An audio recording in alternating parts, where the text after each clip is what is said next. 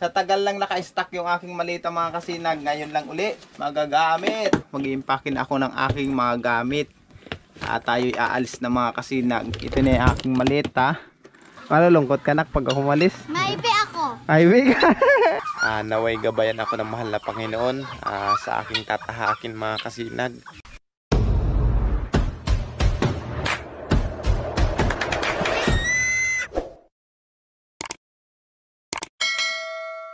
Mga kasinag, isang magandang hapon. Ngayon pala mga kasinag, ilang araw po akong hindi nakapag-update sa inyo gawa ng laging maulan dito sa amin. May low pressure, pero ngayon mga kasinag, humulaw na ang ulan. Kanina napakalakas ang ulan. Ngayong hapon pala mga kasinag, mag-iimpakin ako ng aking mga gamit. Tayo'y aalis na mga kasinag. Ito na yung aking maleta.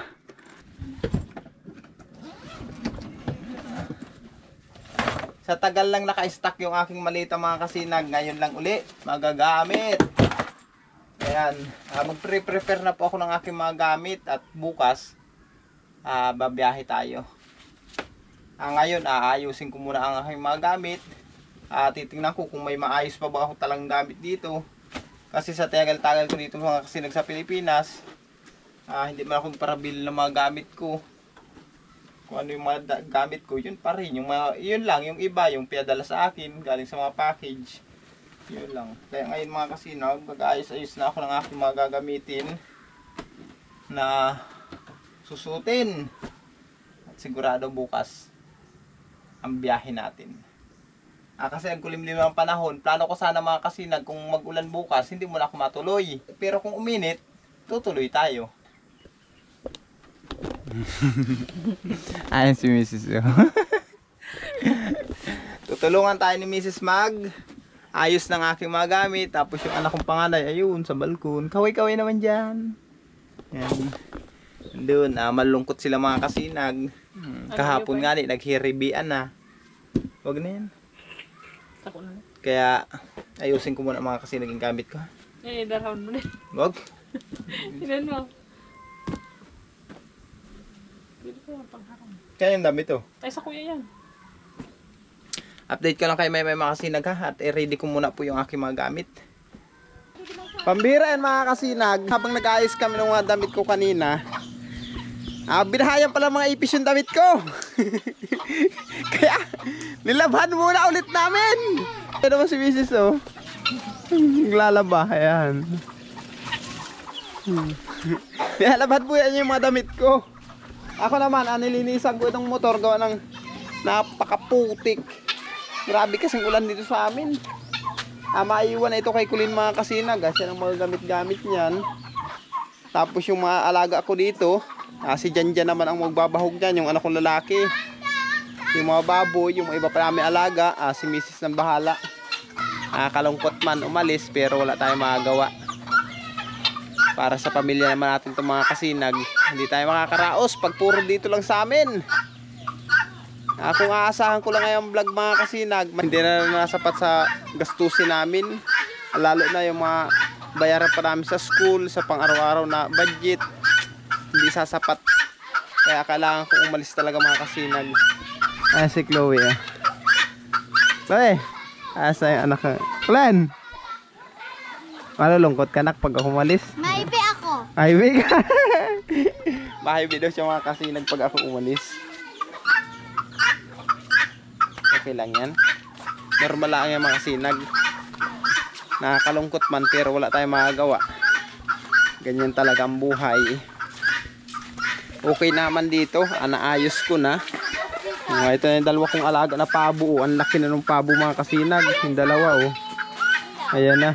Nilagyan ko ng harang dito kasi lagi dyan sa loob. Kaya nilagyan ko ng gate yung balko namin. Tapos yung wifi nilipat ko na dito. Yan ang mga ginawa ko nung mga nakaraan. Sabi ko nga para hindi problema si Mrs. Inayos ko na yung mga dapat kong ayusin. Ito kung sakali may magsama ang panahon, ma-evacuate sila dito. Tapos kanina nagawa na rin ako nung padaanan ng motor. Sabi ko nga kay Kulin, yung motor lagi lang ditong ipaparking sa loob ng bahay. Kaya ginawaan ko na siya ng daanan. Yan o, para hindi mahirapan yung anak ko. Nagprasaho ko na yung buhangin para dyan lang sa loob gagarahe. At siya naman ang magagamit-gamit niyan. Sabi ko nga, ingat lang siya lagi. Tapos yung mga harang nito, nung nakarang dumaang bagyo, hindi ko na nalis. Para kung sakali man na may kalamidad ulit, ang haharangan na lang nila yung nasa harapan. Lagyan lang ng trapal, tapos itong pintuan na ito. Diyan na sila ma-evacuate mga kasinag. Nakakalungkat man pero kailangan talaga mga kasinag. Ang ganda ng sikat ng araw mula sa silangan. Mapapansin nyo, ang ganda. Sarap sa pakiramdam. Anong mga alaga ko? Gutom na kayo? Hindi pa natutuyo yung mga damit ko mga kasinag. Ayan po. Oh, yan. Oh. Nakahanger pa. Basa pa mga kasinag. Kahit dryer namin kahapon, basa pa yung mga damit ko. Dapat maibilad ng ayos yan. Ang gutom ng mga alaga ako. Pag paglabas ko, ang bungad sa akin, huni agad nila eh. Halibas at mga gutom na. Ang sarap magbila dito. Ganda ng sikat ng araw.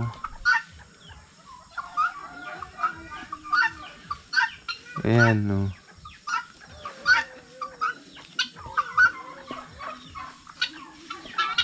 Ayan yung ating mga alaga.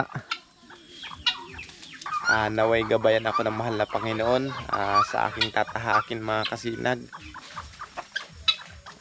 Bahala na kung anong magiging kapalaran natin sa tatahakin kong ito.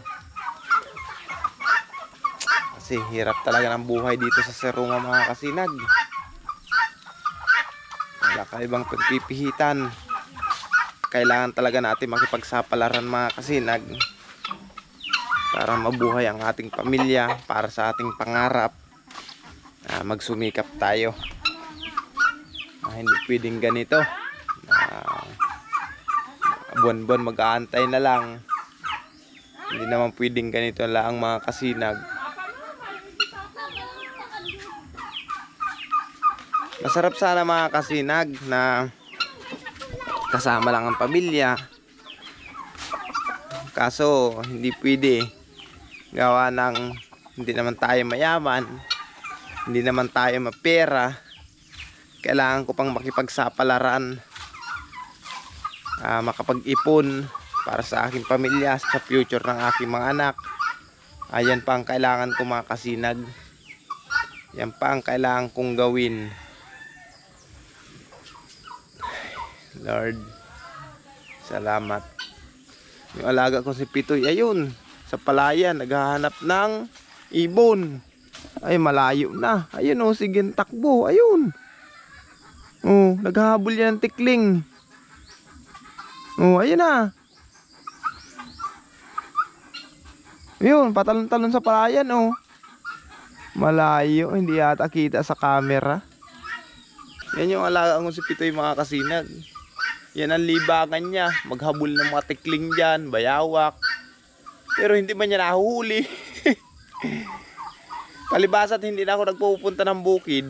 Kaya nagsusulo na lang siya mga kasinag, maglayas. Dati kaya nung lagi pupunta ng bukid, lagi sumasama yan.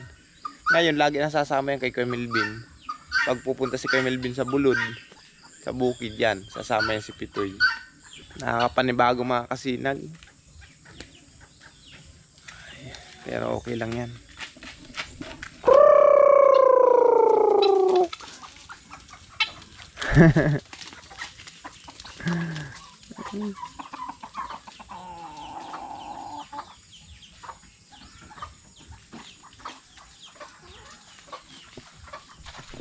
Gutom na yung mga alaga ko. Update ko lang kayo may mga kasinag ha. At ako yung magre-ready muna. Gawin ko muna yung dapat kong gawin. Update ko lang kayo mamaya.